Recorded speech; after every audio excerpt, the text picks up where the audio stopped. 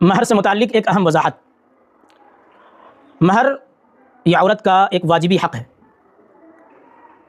اگر مہر فوراً ادا کرنا ہو تو سونا، چاندی یا مال سے متعلق کوئی بھی چیز مہر میں متعین کی جا سکتی ہے، اس میں کوئی حرج کی بات نہیں ہے۔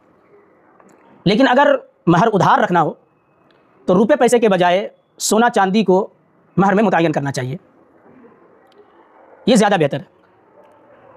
اس کی وجہ یہ معلوم ہوتی ہے کہ روپے پیسے مقرر کرنے کی صورت میں بسا اوقات عورت کے ساتھ ایک غیر معمولی خاموش ناانصافی معلوم ہوتی ہے۔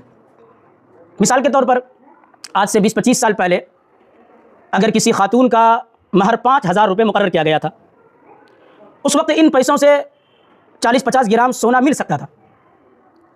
لیکن اگر آج وہی 5,000 روپے دیا جائے تو ان پیسوں سے آج کے زمانے میں 1-2 گرام سونا ملنا بھی مشکل ہے۔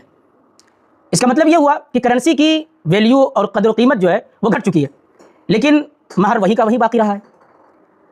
اس لیے اگر نکاح کے اندر مہر کو ادھار رکھا گیا ہو تو بہتر یہ ہے کہ روپے پیسے کے بجائے سونا اور چاندی کی مقدار کو مہر بنایا جائے، تاکہ وقت گزرنے کے ساتھ ساتھ اس کی قدر و قیمت بھی محفوظ رہے۔ یہ عورت کے حق میں بھی زیادہ بہتر ہے اور شریعت اور عقل کے قریب بھی ہے۔